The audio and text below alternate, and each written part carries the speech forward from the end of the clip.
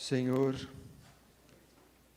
e meu Deus, nosso abençoado amigo,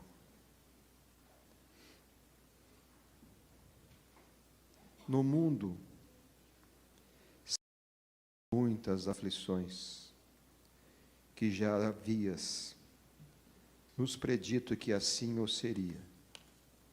Contudo, Senhor, diante das dificuldades que nos são costumeiras, este momento é para nós um refrigério para as nossas almas, para apacentar o nosso espírito, buscarmos a mansuetude, que és o modelo e guia para todos nós. Diante, pois, Senhor, das intérminas necessidades da humanidade, vimos buscar-te mais uma vez, para que possas nos apacentar, dar um refrigério para as nossas almas, conduzir os nossos pensamentos na vossa direção, para que então, tu que és a luz do mundo, a fonte do amor e da paz, possamos, nesse interregno de uma hora, estar alguns instantes contigo. Abençoa, Senhor, os nossos propósitos de todos nós de servir-te e estar contigo. Abençoa a nossa casa, este farol a iluminar as sombras do mundo, e propicia-nos alguns momentos evangélicos contigo. Sê conosco, Senhor, hoje, sempre, e que assim seja. Queridas irmãs, queridos irmãos espíritas, caras amigas, caros amigos que nos acompanham pela Web TV Mansão do Caminho, nossos votos de muita paz. Desnecessário dizer da grande importância da nossa reunião de Assembleia Geral com os sócios efetivos. Não apenas poderão estar aqui presencialmente, como onde estejam, participarem da nossa reunião de altíssima importância através da internet. Essa reunião vai definir algumas alterações estatutárias e é natural que os sócios efetivos da instituição estejam informados, opinem, participem, porque nós somos um conglomerado de pessoas que trabalhamos pela ordem, pelo progresso da instituição. E o sócio efetivo, esse que é membro da instituição, tem como primário dever participar das reuniões que são uma vez por ano. Portanto, não sobrecarrega a ninguém. E agora, através do recurso da internet, onde quer que nós estejamos, poderemos participar. Assim, reafirmamos o convite do nosso presidente e convidamos os sócios efetivos a que participem. Ideal seria que estivéssemos presentes para o diálogo, mas, através da internet, podemos, naturalmente, eliminar qualquer impossibilidade, aonde quer que estejamos. Muito obrigado. Na segunda metade do século passado, distinguiu-se nos Estados Unidos da América um psiquiatra que fazia anos aplicava em Nova York um método de terapia para doentes mentais. O Dr. Cal Weickland era notável psiquiatra e pertencia a escola freudiana. Era materialista, tinha os princípios baseados nas doutrinas ancestrais da medicina, e fazendo uma análise dos grandes distúrbios mentais da humanidade, principalmente a esquizofrenia, a histeria e outros equivalentes, se tornara eminentemente conhecido. O Dr. Weikland era casado, mantinha uma vida familiar em alto nível. A sua esposa funcionava como sua secretária. Ficava na sala de entrada, selecionando pacientes, enquanto ele atendia na sala contígua. Certa feita, uma paciente estava conversando com ele quando a sua esposa entrou na sua parte reservada, visivelmente perturbada. Ele teve um choque, porque se tratava de uma dama serena, muito digna, e se apresentava num estado psicológico profundamente perturbador. Estranhando aquela invasão, já que a consulta era sempre particular, e a maneira como se apresentava, ele procurou chamá-la a atenção discretamente, somente que, no momento em que chamava a atenção, ela falou qualquer coisa, e ele surpreendeu-se, porque a voz não era a sua voz habitual. E naquele momento de exaltação da personalidade, que ele mais tarde denominaria um surto esquizoide, ela disse coisas estranhas, que estava acompanhando aquela senhora, a qual odiava terrivelmente. E não adiantava qualquer terapêutica que ele aplicasse. Ainda não havia os barbitúricos, que apareceram a partir dos anos 50. Porquanto ela, a entidade que falava através de sua esposa, faria que os remédios não tivessem o efeito desejado. Ele foi colhido de surpresa muito maior, porque não entendeu a razão pela qual a sua esposa, uma pessoa serena e normal, tomara aquela atitude.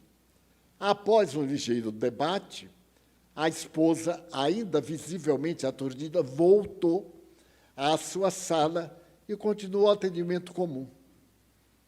Ele, então, atendeu a paciente conforme os métodos terapêuticos convencionais. Ao terminar, ele chamou a esposa e perguntou-lhe por que ela se levantara do seu trabalho e fora interromper a consulta. Ela respondeu que não saíra em absoluto da sua sala. Devia ter qualquer engano. Ela estava atendendo, continuou atendendo, estava atendendo. Não lembrava absolutamente dessa ocorrência. E ele percebeu que deveria tratar-se de um transtorno esquizofrênico profundo, porque se deu na área do inconsciente. A partir daí, periodicamente, depois que entrava um paciente, ela saía do seu lugar e, antes de a consulta ser feita, ela se dirigia ao médico, seu marido, de uma forma inesperada, agressiva, utilizando palavras de significado vulgar, produzindo ameaças e, muitas vezes, agredindo-se através de golpes na parede, de murros nela mesma, e subitamente voltava ao normal e retornava à sala. O grande momento foi quando aconteceu em Chicago um homicídio que ficou muito famoso. Esse assassinato se tratava de um gerente de banco de New York que, estando à visita à cidade de Chicago, caminhando pela rua tranquilamente, de repente, alguém que ia à sua frente voltou-se para trás e deu-lhe 3 tiros, matando-o em plena cidade. Foi preso, instaurado o inquérito, e durante o julgamento que ele foi assistir, o homem que houvera cometido o assassinato explicava não saber por que havia tomado aquele gesto. Ele não conhecia o falecido, jamais fora agressivo, mas naquele dia, desde cedo, ele procurou conseguir um porte de arma de fogo e saiu pela rua. E, de repente, ele sentiu uma mudança brusca na personalidade e cometeu o assassinato. Foi condenado, naturalmente. Mas, chegando à casa, o Dr. Weichland conversou com a esposa de que a esquizofrenia estava apresentando características muito singulares. Na história dos fenômenos psiquiátricos, jamais houvera acontecido algo semelhante. Então, ele dirá mais tarde que ela empalideceu muito, e então começou a falar. Aquele que está na cadeia não foi quem o matou. Quem o matou fui eu. E contou uma história verdadeiramente absurda. Ele ficou estranhando a situação. Então resolveu conversar com o juiz da Suprema Corte, que era muito seu amigo, e narrou a ocorrência. O juiz ficou impressionado, porque aquilo que a esposa havia narrado foi exatamente o que narrou aquele homem. Ele não sabia de nada, mas sentia que tinha que matar aquele indivíduo, foi tomado de um ódio na rua, voltou-se para trás e matou. E não tinha como explicar. E o juiz, ao condená-lo, havia feito uma crise de consciência, porque, fazendo o histórico, não havia nenhuma razão para aqueles 2 indivíduos encontrarem-se por primeira vez, e isto terminado uma verdadeira tragédia. Na sucessão dos anos, ela começou a entrar em transe, perfeitamente lúcida, em vários momentos, e lentamente ela passou a explicar que a morte não destruía a vida, que a morte é apenas um veículo que transfere de um estado vibratório para outro o ser. E dizia mais ainda, em termos científicos, a psique não morre. Quando morre o corpo, a psique viaja em busca de um outro corpo, no qual encarna e passa a viver. Ele achou muito curioso, e as explicações que eram dadas através da esposa convenceram-no plenamente a respeito da imortalidade da alma, da comunicabilidade do espírito, da reencarnação. E por volta dos anos 40, ele escreveu um livro, ao qual deu o título 30 anos entre os mortos, e narra, nesse livro, algumas das experiências mais interessantes jamais defrontada por um psiquiatra da América a respeito da imortalidade da alma.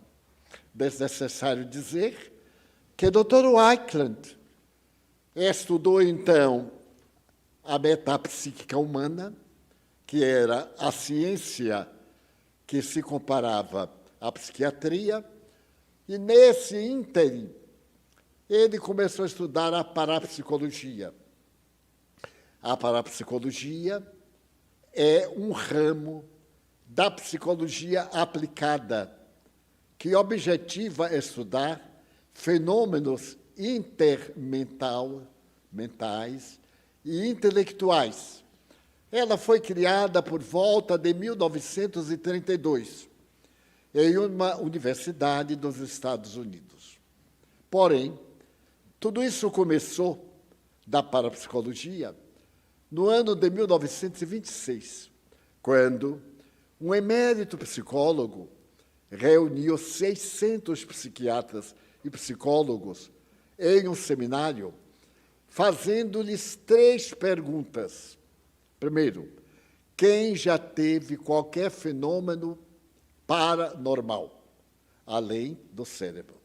Segundo, quem conhece alguém que já teve fenômeno paranormal? Terceiro, quem conhece alguém da sua família que teve um fenômeno estranho e não explicável pela medicina? Essa conferência abalou as doutrinas psicológicas do mundo, porque se tratava de um tema muito sério.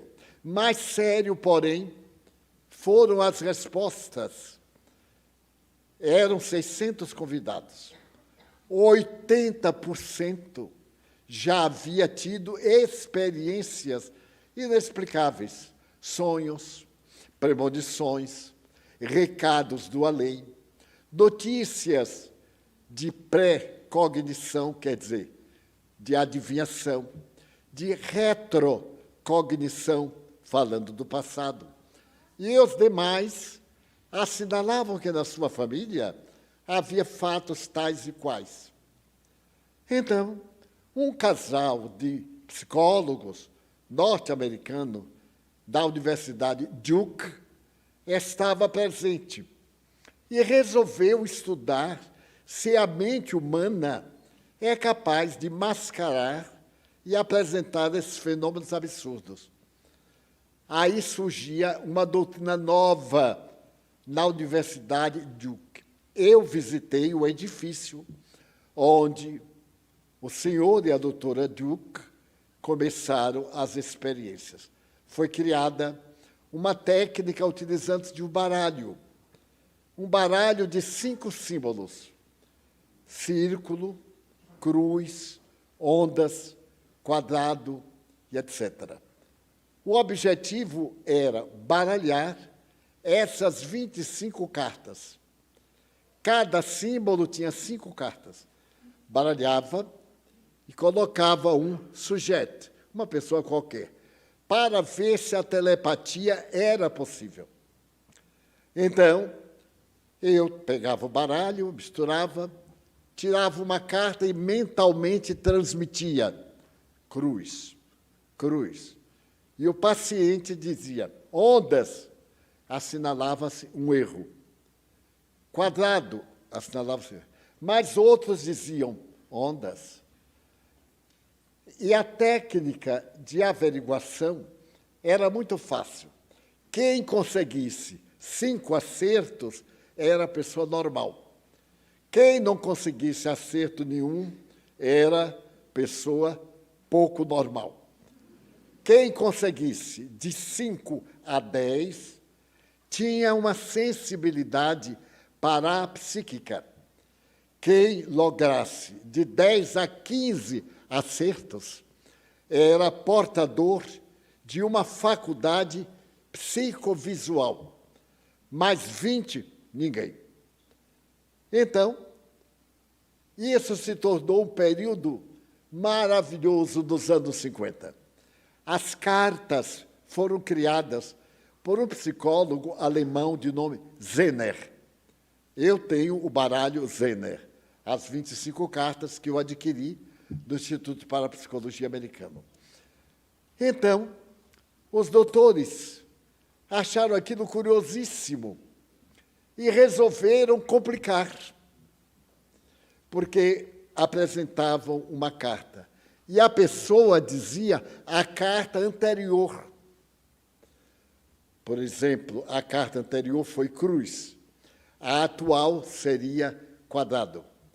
Na hora que ele olhava e transmitia quadrado, quadrado, a pessoa dizia cruz, ia olhar que foi a carta anterior.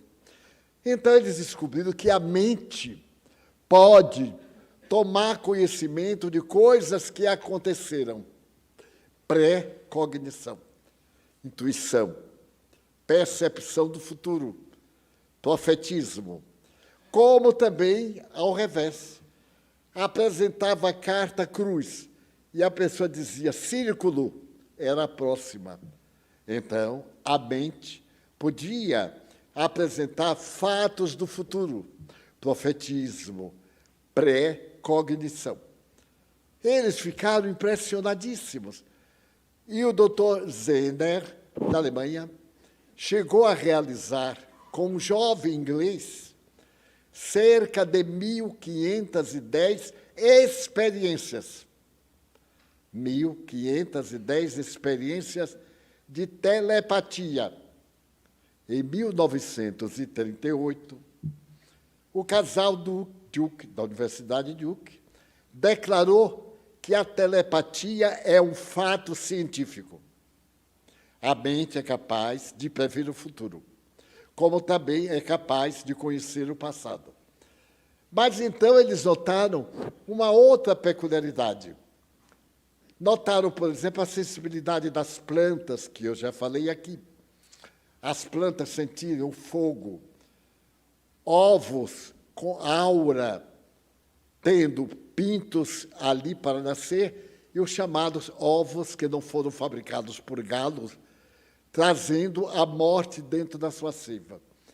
Então, a parapsicologia começou a ser divulgada e escrita nos anos 40 a 70. Era fantástico. Milhares de obras no mundo inteiro, porque se percebeu que naquelas experiências o casal continuou aprofundando pesquisas e evitando qualquer possibilidade de fraude. Por exemplo, eles achavam que quando pegavam o baralho, impregnavam, e que aquilo que a pessoa percebia não era a carta, era o chamado fenômeno de pregnância. Eles, então, colocavam o baralho novo, virgem, dentro de uma caixa e retiravam a carta através de uma pinça para não ter contato humano. Colocaram dentro de caixa de chumbo, porque o chumbo impediria, inclusive, a transmissão do pensamento. Em 1942, o casal declarou enfaticamente que a mente é capaz não só de prever o futuro, de conhecer o ontem, como demonstrar uma possibilidade da vida além da vida. Por volta do ano 50, esse casal escreveu uma obra extraordinária, provando cientificamente em laboratório que a imortalidade da alma era um fato, a reencarnação era uma filosofia desejável, a parapsicologia se tornou fundamental. Apareceram as fotografias Kirlia, isto é, se eu sou aleijado deste braço e faz a fotografia, sai a mão, que não existe, que a medicina chama a impressão que está no cérebro, mas sai, pega uma folha, corta, fotografa, sai a folha inteira, a parte maciça e aquela parte vibratória em colorido. No Brasil, o engenheiro Hernani Guimarães Andrade montou um instituto de pesquisas parapsicológicas e psicofísicas em São Paulo. Depois transferiu-se para Bauru e começou a investigar a vida antes da vida, através de crianças que se lembravam de haver vivido antes. Era curioso que um indiano, Banerjee, havia apresentado um livro contando a história de 15 crianças que se lembravam de ter havido antes.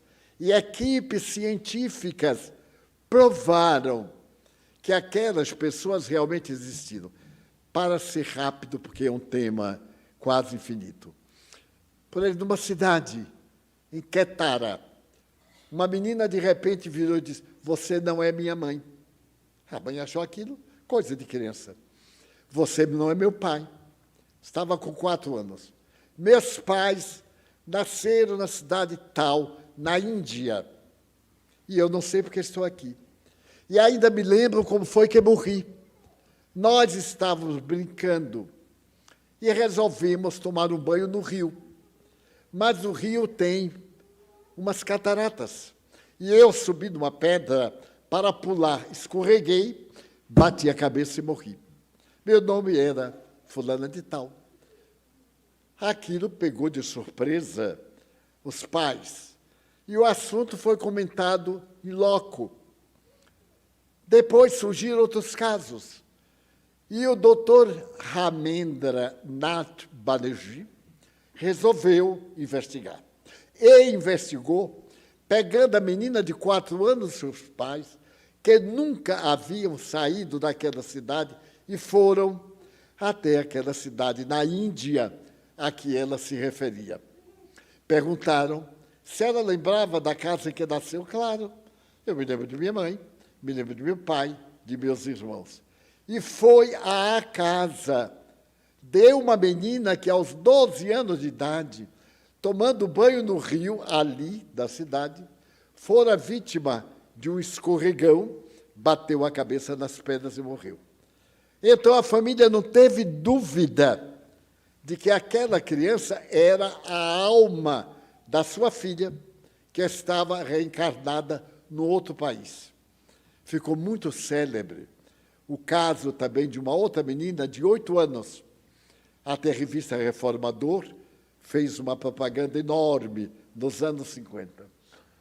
Então, o doutor Banerjee escreveu um livro, 15 casos que sugerem a reencarnação. Veio para os Estados Unidos. O livro foi publicado. E na Universidade da Virgínia, ele manteve contato com um psicólogo que estava interessado em descobrir crianças que eram portadoras de genialidade. Uma criança de 10 meses, falar o idioma corretamente, fazer cálculos matemáticos, tocar piano, tocar ópera. As crianças gênio descobriram por que elas eram gênio. Como é que elas podiam saber coisa que nessa idade era impossível saber? Crianças que nasceram lá muito humilde, falarem da grandeza da família na qual viveu anteriormente. Então, a parapsicologia se tornou insuficiente como ciência para explicar esse fenômeno. O que fizeram os cientistas? Criaram uma outra doutrina, psicobiofísica, porque eles perceberam que esse fenômeno atingia o corpo. Portanto, era psicobiofísico. E nasceu a psicobiofísica, que viveu os anos 70, mais ou menos. Mas os fenômenos eram de tal ordem que a psicobiofísica não tinha um campo científico para explicar todos. Aí nasceu uma outra ciência. Esse introito longo para mostrar que aquilo que eu vou falar não é baboseira, imaginação, não é uma criação ridícula. São fatos apoiados pela ciência. Então, o Dr. Carl Weickland tornou-se um pioneiro nos tempos modernos, porque o espiritismo na América data de 1848. E em 1850, o juiz Edmonds, que era o juiz principal do Fórum de Nova York, descobriu que a sua filha, de nome Laura, também tinha essas coisas. Ele recebeu um visitante que chegou de Paris, mas era um grego, não falava o inglês, falava francês. E o juiz Edmonds se comunicou com ele em inglês, e Laura, sua filha, estava na sala, não entendia nada. Uma menina de 12 anos, de repente, ela levantou-se, apertou a mão da visita e começou a falar com ele em grego. E o homem surpreendeu e disse ao juiz Edmonds: mas Eu estou impressionado com a cultura da sua filha. Como fala o grego com perfeição, o grego antigo. E o juiz disse, mais surpreso estou eu, porque ela nunca falou bem o inglês, quanto mais o grego. Mais tarde, o juiz sofre a dor da desencarnação de um filho. E, através da menina Laura, o filho volta do além e narra sua vida além da morte. Então, o juiz Edmonds, uma das maiores personalidades jurídicas americanas do século, torna-se espírita. Daí os fenômenos espíritas na América datam desse período.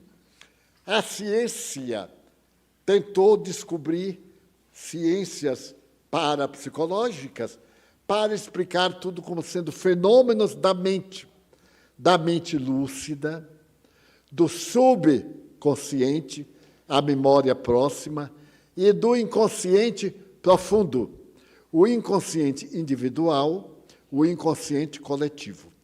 Esses fatos todos estariam no inconsciente das criaturas humanas. É a tese freudiana. Mas os fenômenos eram surpreendentes. Por exemplo, o pai da anatomia criminalista, César Lombroso, italiano, ouvia muito falar de uma jovem napolitana que adorava um pouco de vinho, um pouquinho mais, e ela produzia coisas estranhas. Ela estava aqui e esse copo levantava e ia para lá. Ninguém sabia o que era, nem ela tampouco. E quanto mais tomada, mais o fenômeno acontecia. Nem dava para ser fraude, porque ela estava bêbada. Imagina uma pessoa bêbada fazer uma farsa. Então, César Lombroso, que era o pai desse processo de anatomia patológica, ele criou uma teoria. Se conhece o doente mental pelo cérebro, pelo crânio, o crânio chanfrado, isto é, pessoas que não têm a cabeça direitinha, a parte posterior é como se foi cortada. Daí se dizia cabeça lombrosiana. Era uma maneira delicada de dizer que o cara era anormal. Graças a Deus, a minha é bem redondinha. Muito bem. E ele ficou surpreso. Escrevendo aos seus amigos de Paris, eles recomendaram que Lombroso fosse visitar essa moça, chamada Eusápia Paladino. A moça era muito modesta e assim um pouquinho vulgar. Ele foi à sua casa em Nápoles, a cidade do sol, às 10 horas da manhã, e foi recebido por ela na sala de visitas.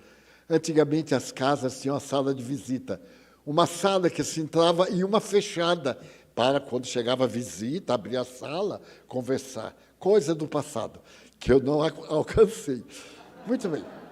Então, ela o levou à sala de visita, trancou a porta, e depois não, porque ela se tornou profissional. Ela fazia essas coisas e ganhava dinheiro como qualquer personagem de circo. Ele, então, lhe disse, vou repetir o diálogo. Senhorinha, eu venho aqui, porque eu ouvi dizer que a senhoria é capaz de mover um objeto, este vaso, daqui para ali, sem contato humano. Ela sorriu e disse, sou capaz. Mas para o senhor, eu vou fazer uma coisa diferente. Reclinou na cadeira e, através dos orifícios naturais da face, começou a sair um vapor na tonalidade cinza. A ciência chama ectoplasma. É a terceira parte da célula. A célula é constituída de 3 elementos. E o ectoplasma, ectofora, a parte exterior, dilui-se em vapor que se condensa no oxigênio. E então ele ficou espantado de ver do nariz saindo dela aquela fumaça. E daí a pouco, mais ainda, quando aquela fumaça compôs uma senhora de 1,5 metro, mais ou menos, de altura, com um chale no ombro, que se aproximou dele e disse, Cesare, filho mio, e começou a falar com ele no dialeto, não italiano, nem o dialeto de Nápoles. Ele foi tomado e disse: Mama, é você, mama? Sim, meu filho. Esse homem narra esse fenômeno científico e mais tarde, quando se tornou espírita, ele escreveu esta frase que eu memorizei. Os fenômenos paranormais são tão graves e sérios que, a princípio, eu e os meus amigos sábios ridicularizávamos as pessoas que acreditavam nessas coisas. Pasmem, eu também agora acredito. Eles são reais. Ele se tornou espírita, militante, e a sua tese lombrosiana entrou em decadência. Hoje não é mais aceita. Mas para dar uma ideia de como esses fenômenos eram investigados. Pois bem, as materializações de Eusápia Paladino, extraordinárias. Mas nesse ínterim, a doutrina espírita já teria sido apresentada por Kardec desde há 100 anos, 18 de abril de 1857, como nós falamos aqui na quinta-feira passada. Estávamos nesta questão quando o Dr. Carl Weickland deu testemunho como cientista da validade do espiritismo, da parapsicologia, da psicobiofísica, da psicotrônica, porque nesse tempo descobriu-se a eletrônica, e ela foi trazida para a pesquisa, para poder contar aos senhores uma coisa muito interessante. Quando Allan Kardec estava escrevendo o Livro dos Espíritos, ele perguntou aos espíritos: interferem os espíritos em nossas vidas? E eles responderam: mais do que imaginais, a ponto de que são eles que vos conduzem. Quando eu vi isto, eu fiquei assoberbado. Digo, mas é ilógico? Então nós somos marionetes? Se são eles que nos conduzem, somos marionetes. Mas era a minha ignorância. Eles interferem de acordo com nossa vida mental. Se eu penso no bem, eu atraio espíritos bons que me inspiram. Se eu penso no mal, atraio espíritos a mim equivalentes, que conivem e convivem comigo. Aquele homicídio era o de dois inimigos. O do além não perdoou o que morava em Nova York e foi assassinado em Chicago, porque tinha uma vida irregular, dissoluta. E mais tarde se constatou, inclusive em Aracaju, um fato de assassinato por espírito. O fato. Ia buscar água na fonte da sua propriedade. Um homem rural. E trazia água num pote de barro à cabeça. Certo dia, quando ele subia a ladeira do poço para casa, alguém disparou um tiro e o matou. Cidade pequena, logo descobriram quem era o criminoso. E o criminoso não negava. Ele foi e disse, em pleno tribunal: em verdade, o que mais me fez rir não foi a queda dele, foi a queda do pote. Quando o pote caiu em cima dele, porque ele caiu e o pote arrebentou. E então, enquanto eu estava no tribunal, o espírito assassino incorporou no homem e explicou por que o matou. Ora, era uma rixa daquele tempo que no Nordeste havia família contra família. Era muito comum na Paraíba, Alagoas, até hoje ainda há alguns resquícios no Ceará, e também aqui em todo o Nordeste. Foi provado que aquele homem não era o assassino. Ele foi conduzido ao assassinato pelo espírito e foi absolvido. Isso em Aracaju, no século passado, há muitos anos. Pois bem, então, eu comecei a notar em mim mesmo que quando eu estava alegre, espíritos gentis estavam comigo. Eu via. Havia um índiozinho, tupi-guarani, chamado Jaguaraçu, que me acompanhava. E como eu era o irmão mais novo e meu mais próximo, tinha 5 anos mais do que eu brincava sozinho. E me admirava. Nossa casa tinha quintal grande, tinha muitas árvores, brincava de correr, de trepar nas mangueiras. E eu disputava com o Jaguaraçu. Quando eu chegava, ele já estava lá. E eu não entendia, para mim era um índio de verdade. Até o dia, quando ele completou 12 anos, que ele me disse, olha, Di, eu agora não vou mais ficar com você, porque eu vou reencarnar. Eu não sabia o que era reencarnar. Eu disse, e agora, como é que eu fico? Veio uma pessoa, veio um rapaz que morreu do Recife, que vai ser seu amigo. E nunca mais Jaguaraçu apareceu. Passaram-se anos. Nós criamos a Mansão do Caminho. E certo dia, quando eu chego à porta, estava uma criança retirada da lata de lixo que era tampada, coberto de formigas, e a diretora, tirando as formigas do sexo, do cordão umbilical, ainda não cortado, e das pálpebras. Era uma criança afrodescendente, lindo. Ele chorava. Eu, então, parei e eu olhei bem para ele e saí correndo. Fui ao tabelião da calçada e registrei como filho. O tabelião perguntou, e que nome? Eu disse, Jaguaraçu. Em homenagem a ele.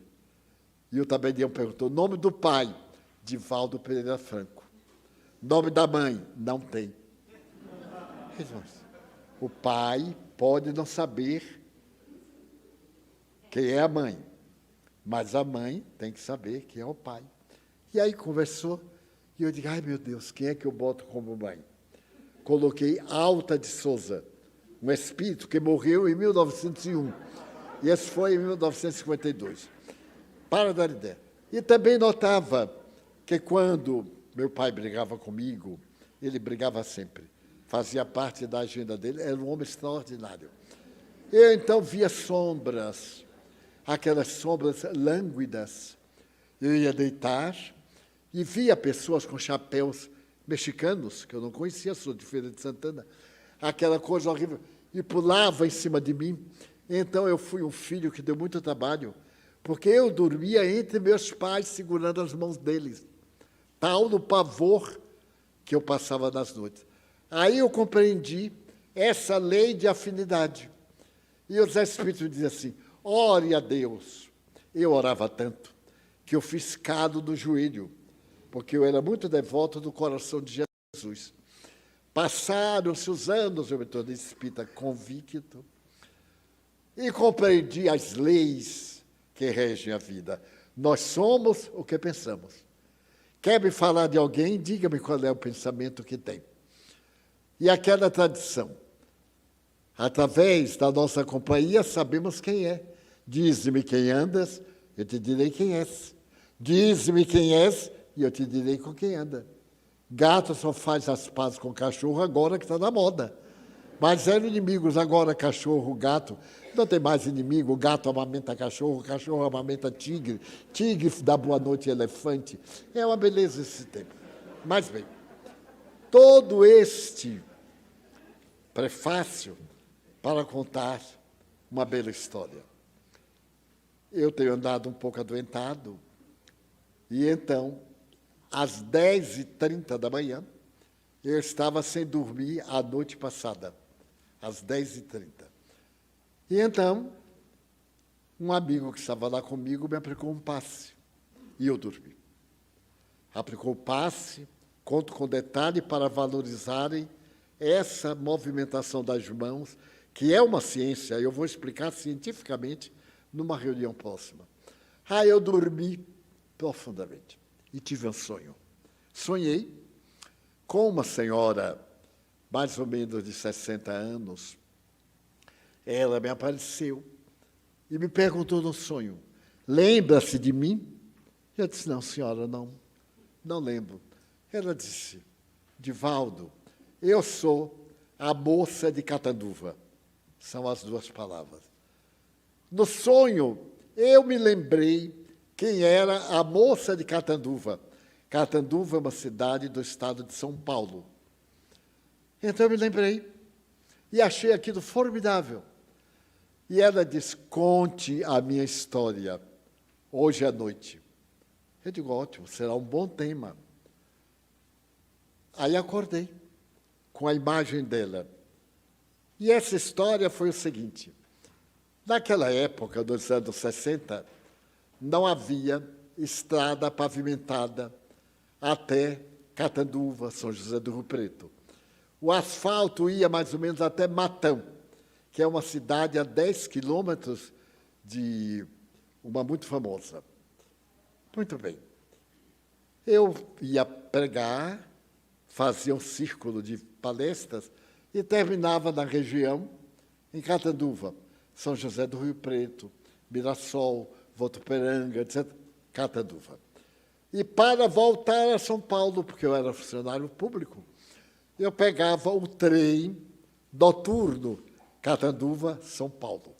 O trem passava por Catanduva mais ou menos às 10 da noite. E chegava a São Paulo às 7 da manhã. Era uma viagem elegantérrima, que Deus me perdoe, com Maria Fumaça. Quando a gente saltava, tinha que limpar a cara para ver quem era. Muito bem. Eu estava na estação com dona Lola Zancaner e os amigos do centro, quando eu vi chegar uma senhora modesta, daquelas chamadas boia fria, que se encarregavam, e até hoje, de cortar cana, de queimar os canaviais, etc. Ela era acompanhada de uma mocinha que eu calculei ter mais ou menos 16 anos, 18. Mas uma menina tímida, como antigamente, porque agora, quanto mais interior, menos timidez. E então, a mãe olhava para ela com uma ternura. Ela não tinha mala, tinha uma trouxa, aquela coisa com um nó. E a mãe despedia, beijava. E eu comecei a perceber que da mãe saía uma energia que envolvia a filha, dentro daquela aura de cor sulferina. Mas eu fiquei conversando, chegou o trem, e a menina entrou. A mãe beijou-a, e enquanto ela saiu, deslocou-se da mãe aquele feixe de energia pardo-acinzentada que entrava no centro cardíaco. É um chakra cardíaco. Ela entrou no trem, sentou-se, e aquele ligamento prosseguiu. O trem partiu. E, à medida que partia, aquele laço foi afinando, mas continuou longamente. Nessa época, o trem chegava a Araraquara e trocava de composição, porque a linha férrea era diferente. Havia uma medida até Araraquara e outra medida de Araraquara para cima. Nesse ínterim, de Catanduva a Araraquara, que são uns 220 quilômetros mais ou menos, de repente, eu vi entrar no trem um rapaz vestido de roupa branca, que se usava muito bem penteado com glostora.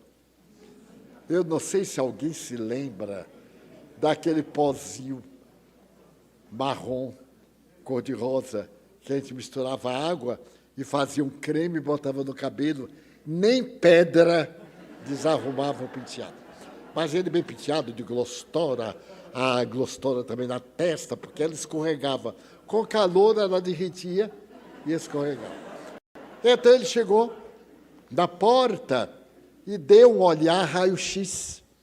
Há pessoas que olham para outras como raio-x, né? Despe a pessoa. São os técnicos. Eu antipatizei de chegada. E eu disse assim, que sujeito antipático. Eu não julgo mal ninguém. Só disse, mas que sujeito antipático.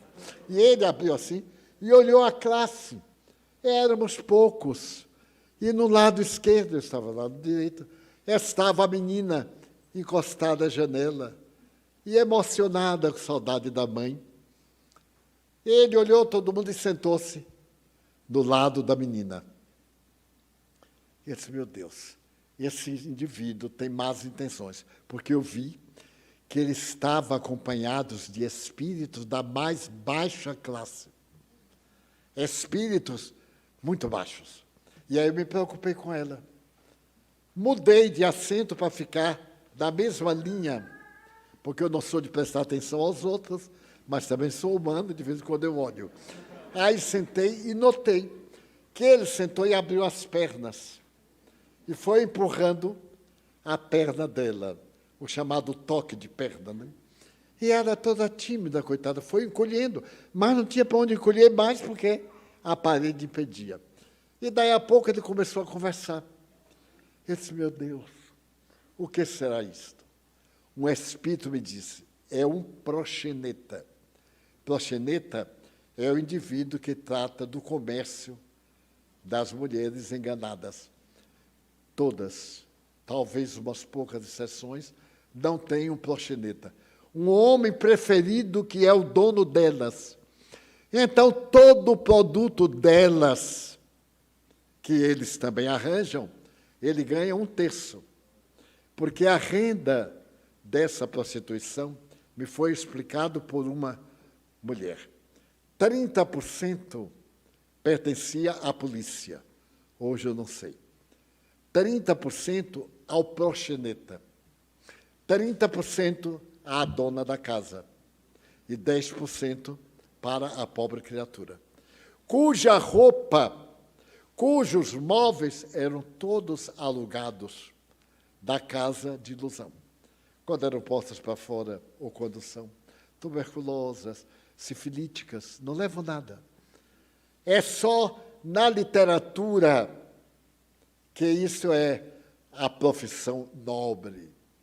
Mas não pode haver nada mais torpe e doentio do que essas vítimas, a maioria inocente, que foi seduzida, que foi enganada. E há milhares de histórias a esse respeito. Então, o Espírito me disse, é um proxeneta. Ele está querendo seduzi-la, ela está indo para São Paulo para trabalhar numa residência. E ele está querendo levá-la para um prostíbulo.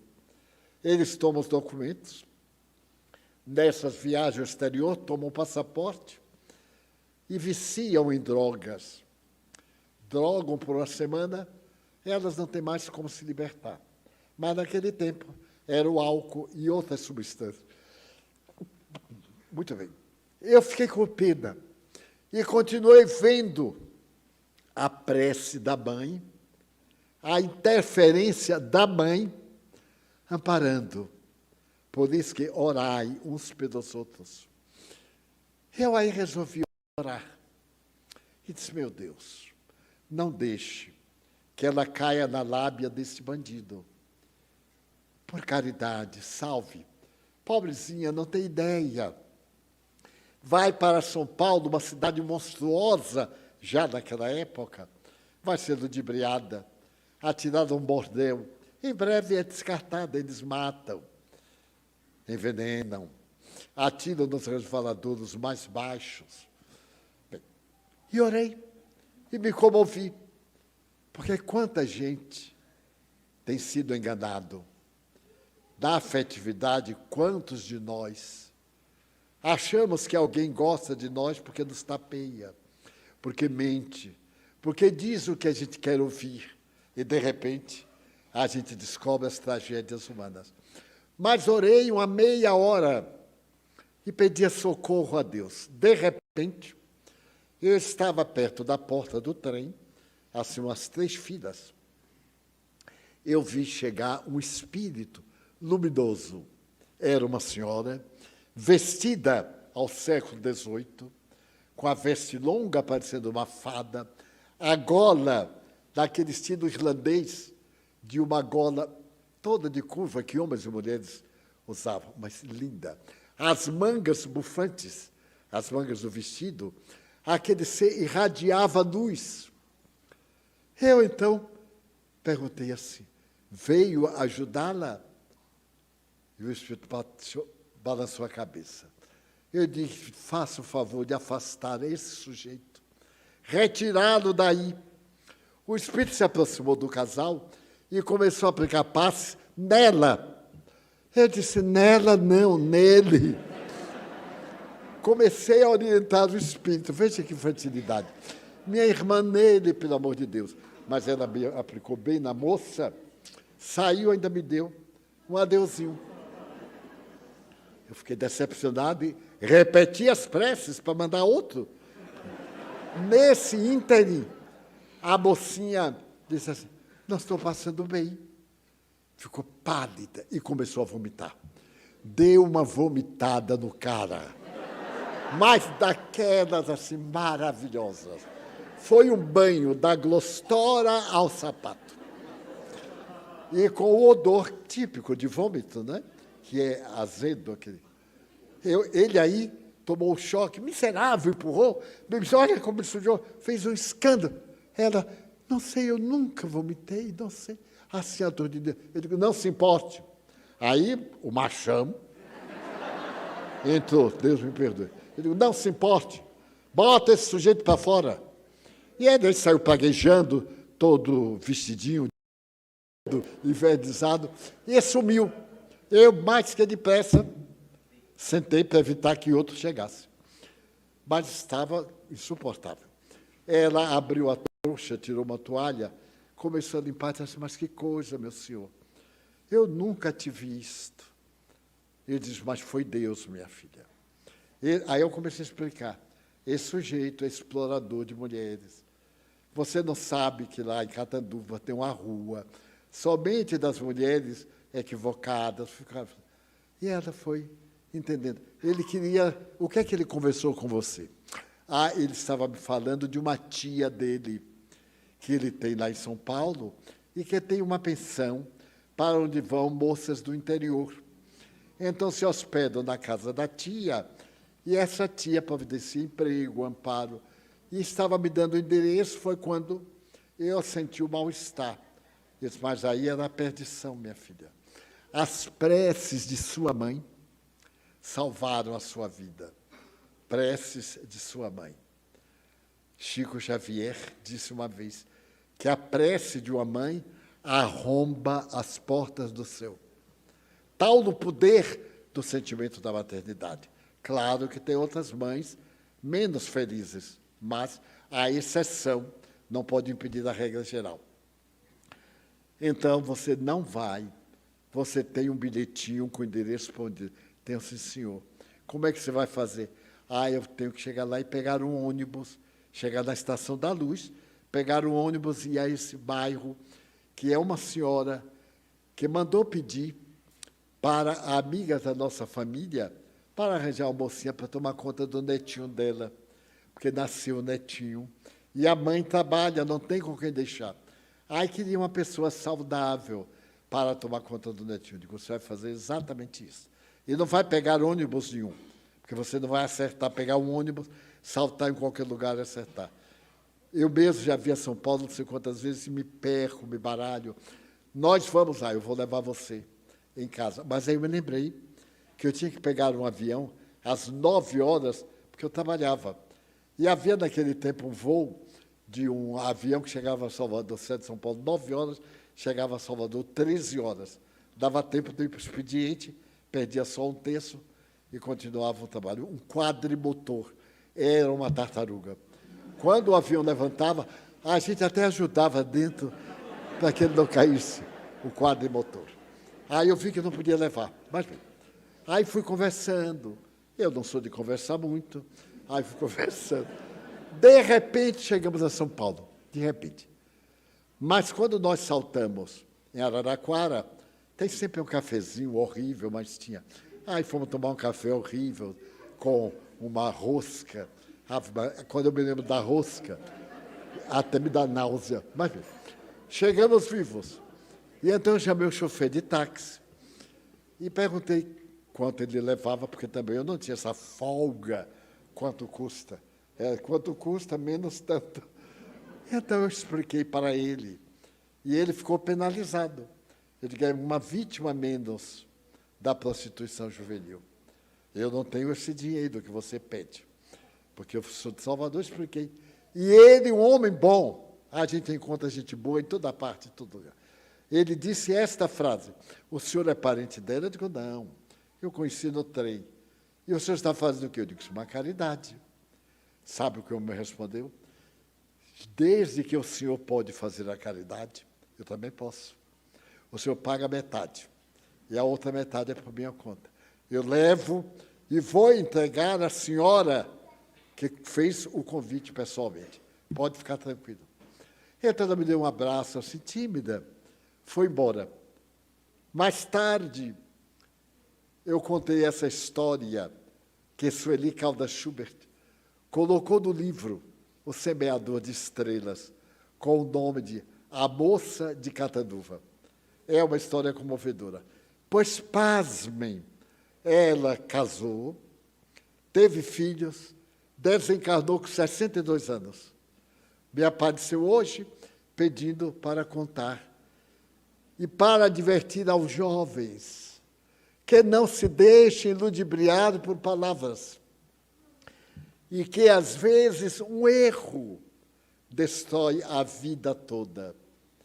Que os jovens, e todos nós, pensemos em viver, em proceder bem, em manter as nossas atitudes dignas, que procuremos pautar nossa vida, nós que conhecemos o Evangelho de Jesus, na palavra suave desse querido Rabi. Que vos ameis uns aos outros, que façais ao próximo aquilo que quiserdes que o próximo vos faça. Digamos com honestidade, tem nada mais belo do que isto? De oferecer ao nosso próximo aquilo que gostaríamos de receber. Ter a oportunidade de ajudar alguém, não importa. Eu viajei muito. Eu viajei mais de 1 milhão de quilômetros. Um amigo nosso, Washington Fernandes, advogado, procurador da República em São Paulo, ele fez um estudo das minhas viagens, porque eu anotava todos no mapa, eu colocava alfinete, uma vez, 2 vezes, 5 vezes. Até que o mapa ficou insuficiente, porque eu visitei mais de 2.000 cidades, em 70 países. Então, Washington escreveu para o Jornal Espírita de São Paulo que eu tinha viajado mais do que o Papa, que eu viajei à Lua 3 vezes naquela época. De lá para cá, eu já dei pelo menos 1/3 de viagem. E então, aprendi muito, porque viajava sós. Mas encontrei todo tipo imaginável de pessoa, principalmente pessoas boas, que me deram a mão. Quando eu cheguei a Costa Rica, que é uma cidade da América Central, eu não conhecia ninguém. E eu tinha marcado uma palestra em São José, a capital de Costa Rica. Então, eu tinha viajado de Buenos Aires ao México, passando por todas as capitais sul e centro-americanas, menos as Guiânias. E o dinheiro foi acabando, foi acabando. Eu não lanchava para não gastar, não pegava táxi. Era canela, eu tinha a perna boa, a perna aguentava, agora não aguenta muito mais. Vai. E quando eu saltei em São José, eu vi um senhor muito bem posto e perguntei assim, o aeroporto é longe da cidade? Porque para calcular o táxi, ele disse, é bastante longe. E ele disse, há ônibus? Ele disse, há de hora em hora um ônibus que cobra X. Eu não me lembro quanto. Ele me olhou e perguntou, por quê? Eu disse, porque eu estou vindo a São José pela primeira vez. E me disseram que é uma cidade linda. Eu vou ficar apenas 2 dias. Ele disse, e daí? Ele disse, eu queria pegar um táxi, mas deve ser muito caro. Ele disse quanto era, que eu não me lembro. Ele disse, você se importaria de ir comigo? Porque eu vou para casa. qual é o hotel que você vai ficar? Eu digo, ainda não sei. Eu sempre escolho o hotel depois que eu chego. Naquele tempo não tinha as comunicações de hoje. E a maioria dos hotéis eram pensão. Aqui no Brasil ficaram célebres. Na rodoviária tinha escrito assim, pensão familiar. E uma ficou da vida inteira numa cidade. Pensão estritamente familiar. Porque estrito tinha um C na velha ortografia. Era estricto. E então eu fui para essa estritamente familiar na cidade. Nem era familiar, nem era estricta. Era uma pensão, cada um por si, Deus nos salve. Ele, então, perguntou-me o que é que eu ia fazer quando eu já estava no carro. Eu lhe expliquei que eu era espírita e tinha me imposto visitar todas as capitais latino-americanas, exceção das Guianas e dos Estados Unidos, que eu não iria. Ele achou aquilo tão interessante. Mas por quê? Eu disse, porque eu sou espírita. Eu encontrei a verdade. E Deus me convidou para pregar essa verdade onde ela não é conhecida. Ele me disse, em São José, em Costa Rica, nós não temos conhecimento dessa doutrina. Eu disse, pois é. Eu vou fazer como testemunhas de Jeová.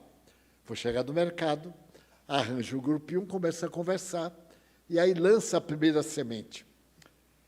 Ele disse, mas é assim? Eu digo, eu não conheço ninguém. Ele parou, me olhou e viu que era assim, um idiota ingênuo. E disse, você aceitaria ser meu hóspede? Olhem que coisa, se não é de Deus. E eu disse, aceitaria mais do que o senhor pensa. Porque se eu pagasse o táxi para ir, não tinha para voltar. Ele disse, não, eu sou um homem economicamente abastado, sou viajante e tal, me contou. E minha mulher vai ter um grande prazer, porque ela é intelectual, é escritora, e ela vai achar isso admirável. Vocês vão formar uma boa parceria. Eu aí, Pai nosso, estás nos céus, muito obrigado. Ia para uma residência que estava garantida almoço, café, lanche, cama, tudo grátis. Me levou. Era uma dessas casas afastadas, com um pátio muito grande, muito bonita. Muito bonita. São José é uma cidade encantadora, cercada de vulcões. E um clima, é considerado o melhor clima da América. E, do ponto de vista administrativo, na época, era a cidade melhor das Américas para se morar. Eu amei de chegada. Aí fomos para a casa dele. Isso devia ser umas 2 horas da tarde. Aí almoçamos, um almoçozinho, que a mesa ficou coberta de prato, eu não sabia qual que eu escolhia. Eu botei assim a mão e digo assim, meu Deus, igual a lá na mansão. A senhora dele é encantadora. Batemos assim, foi só um olhar. Ela disse, mas, Divaldo, você é tão simpático. Eu digo, não, senhora. Bem, fizemos um lastro. E ele me disse, eu vou convidar os amigos hoje à noite. O senhor falará para eles. Convidou 16 pessoas. Casais, preparou um lanche suculento. Apesar do almoço, houve lugar para o lanche. Então eu falei, e disseram, amanhã você também está aqui. Poderia falar pela manhã, eu vou convidar amigos. Eu digo, posso. Posso falar toda noite e amanhã. E criamos o primeiro centro espírita costarricense, que está até hoje. Hoje já tem a Federação Espírita de Costa Rica. Em São José, criada por aquele senhor, que eu só vi aquela vez. Eu já voltei a Costa Rica, nunca mais o vi, nunca mais encontrei, já repeti a viagem pan-americana, como eu chamo, e em todo lugar encontrei a proteção do alto. Então, os bons espíritos interferem em nossas vidas. Se nós estamos com problemas, não nos queixemos. A queixa não resolve, piora, porque deprime. Procuremos soluções. Oremos, digamos como Maria, que se faça no servo a vontade do seu Senhor. O que a divindade pediu a ela foi muito grande. Serás a mãe do Messias. Mas como se eu ainda não encontrei varão? Pelo Espírito Santo, pela misericórdia, aí já entramos na Bíblia, que é um outro fato interessante. Então, se nós nos entregarmos a Deus, os bons espíritos tomarão conta de nós. Não evitarão que adoeçamos, porque faz parte da nossa evolução. Que sejamos traídos, mas nos darão ânimo para não dar valor à traição. Nos darão forças para tomar as decisões acertadas. Cheguei a essa idade, 96 quase, é muita vida. Muita gente aqui talvez não chegue a essa idade. É bem provável que não. Então, para que eu tivesse experiência para transmitir, daí os espíritos interferem, mais do que imaginais. As brigas domésticas, às vezes por nada, isso aqui caiu, marido. Toda vez que você pega disso, você derruba. Ela dá para você que não presta. E daí a pouco é uma briga, porque a tampa do copo caiu. Depois, se parar para ver porque está brigando, nem sabe por que é. Virou um hábito entre nós de não conversar, discutir. Você já fez tal coisa? Quando pudesse assim, você ainda não fez tal coisa? A gente já dá no tom de censura. E a nossa vida que deve ser um mar de ternura. Se o marido fez qualquer coisa, que ele é fraco, coitado, então tem que ter pena. Aí ela diz assim, falhou, não foi, meu bem? Mas não vai dizer nada, não. Você vai me pagar com um colar de pérolas, não tem nada, não. Enfim, podemos transformar o nosso malbofe. Tecnicamente, o certo é malbofe, transtorno do nosso fígado, dos nossos órgãos internos. No tempo do passado, a medicina denominava o distúrbio do órgão como a doença. Então, não aceitar desaforo, não entrar em desaforo. Quanta gente já me provocou? Vocês nem podem imaginar. Certa feita eu estava caminhando e um sujeito parou à frente e perguntou, por que está me olhando? Eu disse, porque eu não sou cego. Estou olhando para frente. Eu pensei que estava olhando para mim, porque se fosse... Mas me deu uma raiva, mas ele disse assim, eu ia perguntar assim, se fosse, o que era que tinha? Aí eu me lembrei de um indivíduo que era muito implicante, e ele se vestia muito bem. E certo dia, alguém escarrou e sujou a roupa dele. E ele, valentão, foi a outro e disse assim, limpe. O outro disse, não limpo. Limpe, senão você vai ver. Aí o outro era mais valente, disse, o que é que eu vou ver? Eu mesmo limpo. Não destruamos a nossa alegria. Já temos problemas que são inevitáveis. Ocorrências que não podemos mudar, mas a grande maioria é a perda dos bons momentos de nossa vida. Aproveitemos o bom momento. Vivamos integralmente o bom momento, porque o ruim vai chegar. E quando chegar, nós estamos bem.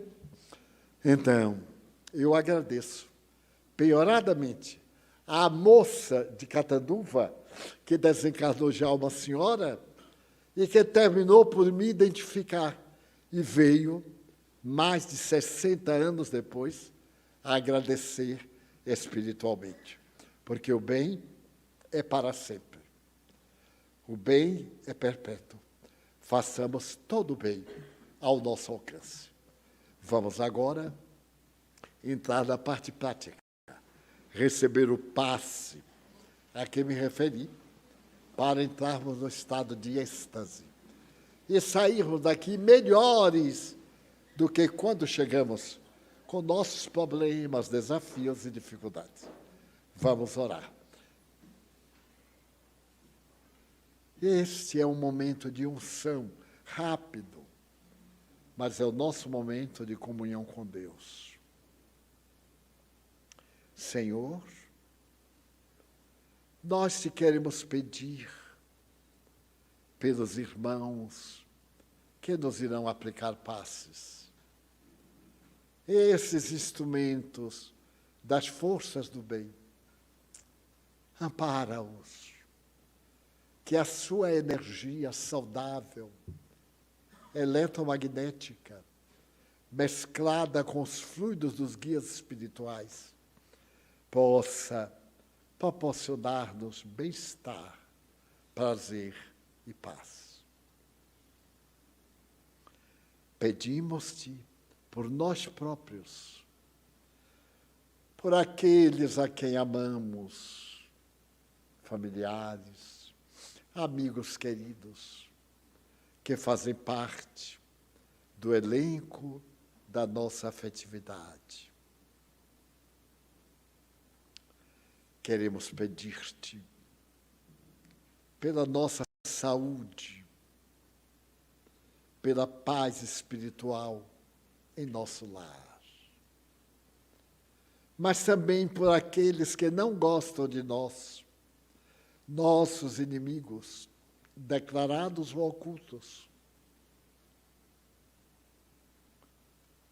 Desejamos pedir-te, ó amigo da luz, em favor dos que sofrem, nossos irmãos portadores de doenças incuráveis, os alienados mentais, os obsidiados, para que tenham força de reagir e coragem de fazer o bem, que os imunizará da interferência maléfica. Também te pedimos pela nossa casa, nosso santuário. Preserva o nosso clima, nossa psicosfera.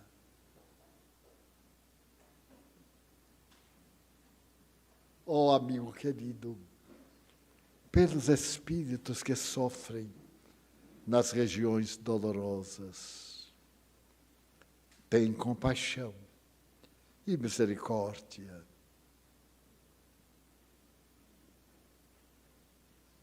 Abençoa a água que te apresentamos, para que receba as energias saudáveis e nos-las transmita. E pedimos pela paz pessoal, a paz no lar, no trabalho, a paz no Brasil, a paz na terra. Tu que és o príncipe da paz, apazigua o mundo neste instante de tormentos. E a vós, Pai Celestial, agradecemos esta oportunidade.